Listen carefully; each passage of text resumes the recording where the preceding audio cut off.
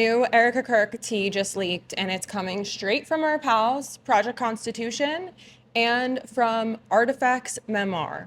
We did a live stream with them just a couple of days prior, I guess maybe a week ago now. Together we got on a stream and we watched the Candace Owens debate, if you can even call it a debate. And Artifacts worked for Charlie Kirk for many years. He was on the tour with him. He saw him in intimate settings.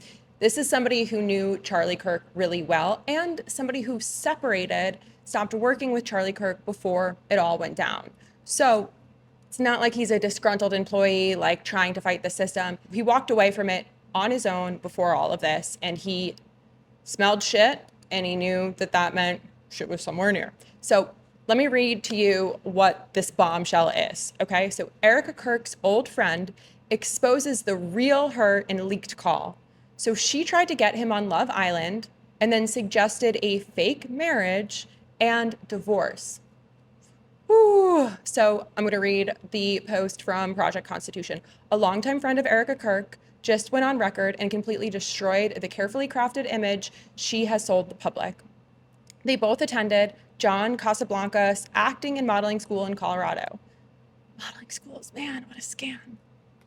A detail that has been completely missed from our official story. He says she tried to recruit him for Love Island, even though he had already had a girlfriend. When he said no, she told him it was no big deal because people on those shows faked relationships, get married for the cameras, and just divorce afterwards. He also confirms that they used to smoke weed and do edibles together. You are selling a much different narrative here, so I'm going to continue reading. He says the real reason she broke up with Cabot Phillips was because he made an anti-Israel comment and said Jews were not going to heaven. That was the deal breaker for her. She only dated athletes, cleat chaser, including a soccer player no one has publicly connected to her before, plus baseball and basketball guys. Dating Charlie never made sense to him because it did not fit her pattern at all. He flat out agrees that she honeypotted him. She was always chasing fame, money, status, bouncing between schools and modeling gigs while presenting a completely different persona once Charlie's platform became available. The mask is off. I'm going to show you this video.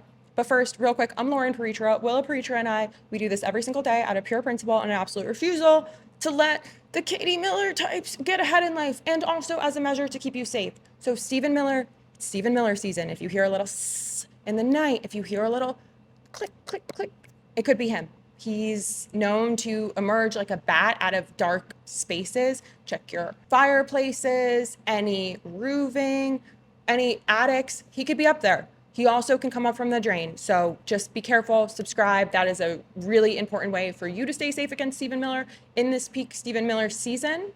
I don't want you to have to call an exterminator. I don't want you to have to take any additional measures. I don't want you to have a string of garlic around you at all times. Just subscribe, leave us a comment, 6 words or more. Hype this video if you're watching on YouTube. If you're watching on Spotify, please leave us a 5-star rating. The haters really don't want us to be great. And let's get into it. She was trying to get in the Hollywood scene, but like couldn't really break through. And with the modeling, she got way more gigs because she loves the part. And then she was a casting director and tried to get me on like the Love Island show back in 2000. And I told her I was dating someone at the time because I was trying to act too. She's like, I can get you off a show. And I'm like, I'm dating someone, so I don't know if I could do that show because all those people try to hook up and like, find someone they want to be with. She literally told me, I'll never forget it. It was just like, oh no, like all these people, they like hook up and get together and then like they get married for the show. But then you could always divorce them. You can always just divorce them. And I thought she was just f***ing around with me, but she was like dead serious. And I'm like, that's weird. Like, that's a pretty weird, like, position to hold as a human being. Like, oh yeah, it's totally fine. Just go, like, around on this show and then, like, get married and divorce somebody for fame. Super strange, dude. So, like, what was this acting? So, like, who's this guy? What? Like, what? Oh, he was just like the head of the department. He was the head of that John Casablanca's. They're they're an agency, but they're all over the world. Or they're all over North America. Well, that's what we were part of, is John Casablanca's. And then that's basically, I think that's where she got her A start in the modeling acting world. Damn. So, because I obviously is that how like she got connected to the Trump modeling shit? It's hard to say, because, like, everyone jumps ship, like, with the agencies and the model and stuff. They're always, if you're in, other agencies are always trying to, like, pull you into theirs. And get you to jump ship. Says, they each take 10-15% of whatever their talent makes. I just know we were in for a convention, with True John Casablancas, and then at the convention, it's an expo, they have all the top managers there. So the goal is to get, like, picked up by Elite, which is the top modeling agency in Miami, and they do all Italy stuff, the runway. But she's not tall, so she can never do, like, the full runway stuff, but she can do commercial stuff. So, like, I think she might have got picked up there and by somebody doing, like, Macy's commercials and all this other stuff where she flew around and did all these. Well, yeah, I mean that's I've seen some of these weird commercials. There's that Kanye video that leaked. There's this other one where she's like doing a milk ad, and so I've been trying to trace where those what that connection is, because like when you look up her background, it says she was raised Catholic. She attended Notre Dame, where she played basketball, earning and it's like there's nothing mentioned about this acting school. It talks about she established Everyday Heroes Like You, a 501c3. She played basketball in Regis University in Denver, but there's no mention of this acting school. Yeah, I mean, it's you pay to go in the school, and then you show up, like, once a week for a few months. So it's nothing, like, huge school-wise, but it is, like, she did go through it, because that's how I met her. So, yeah, John Casablancas she was involved in. And then, she bounced around celebrity. She was at Regis. She was at La Jolla Marymount in California. And she did online school at Arizona State online for a while. I think she might have graduated from that. And then she went to Liberty and got her PhD. Same school Natalie Harp got her MBA. And remember the Liberty principles? And if not, click back to the last video. Holy shit. And today's episode is brought to you by Quince. You know that feeling when summer starts to wind down and you can actually breathe for a second? That's August for me. I actually have time to think about things like, do I actually need a 17 white tank tops or t-shirts? Spoiler alert, I don't. But what I do need is the right pieces. Pieces that work harder than I do. And that's exactly what I found with Quince. Quince isn't about quantity, it's about quality. They specialize in those effortless, high quality essentials that actually make getting dressed every day easier. We're talking about ultra soft organic cotton basics, premium cashmere sweaters that actually feel like a hug, and everything is so beautifully tailored that it actually fits your body. So these pieces transition seamlessly from morning streams, morning meetings, or anything straight through to dinner without you having to think about it. And here's the thing that really got me. Everything at Quince costs 50 to 80% less than similar brands. How?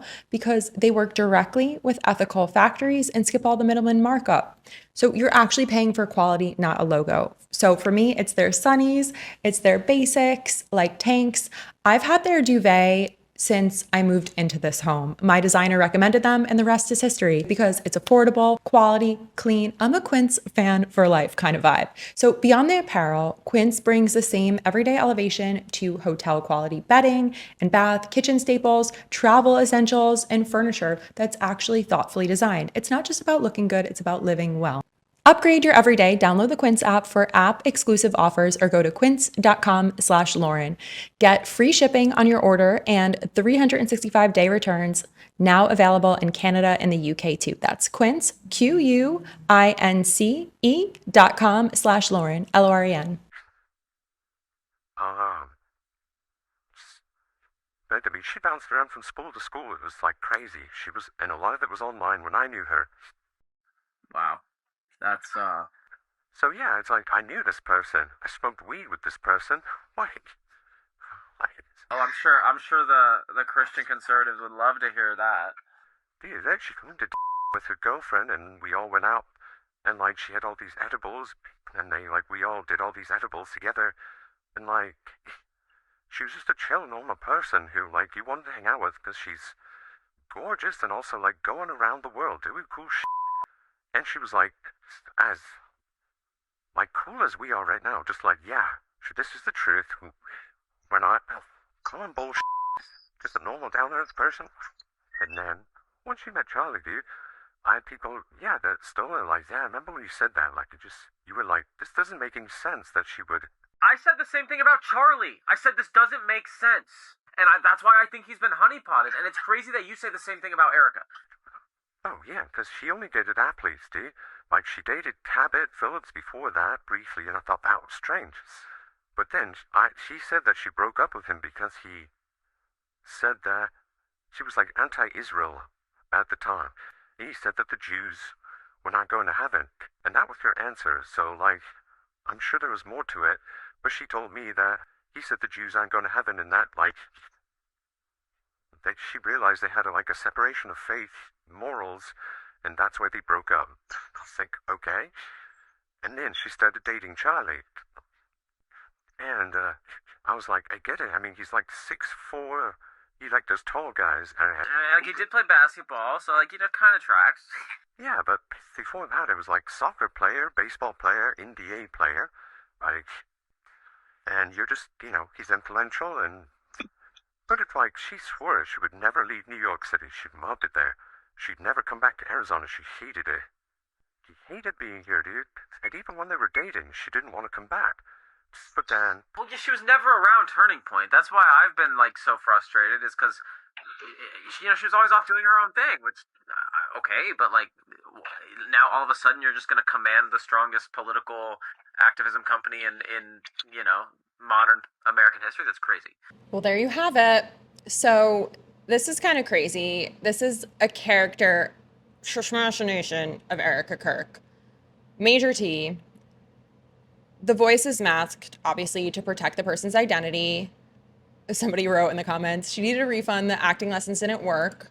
And really, like, something is not right with Erika Kirk, because we know she was on the first season of Summer House, I think it was, and she's been gunning for fame ever since. So chasing money, fame, cleats, all of it.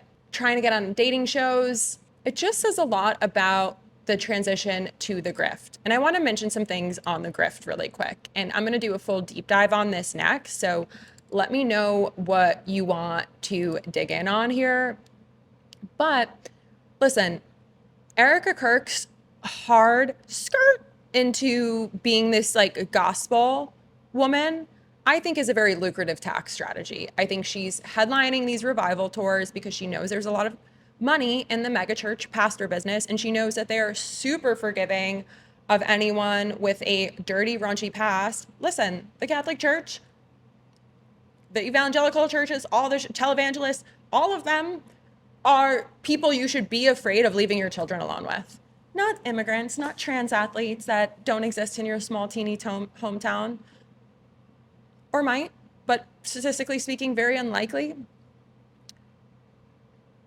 You gotta fear these people.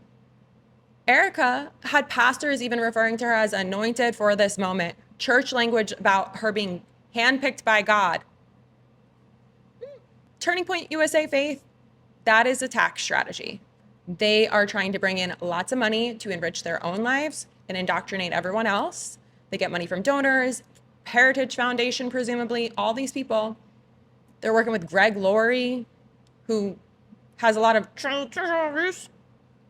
entanglements. These are intentional decisions. So I am going to keep digging in here. I think there's always been an explicit money laundering, money making grift. And that's what this whole Christian thing is all about. They don't care.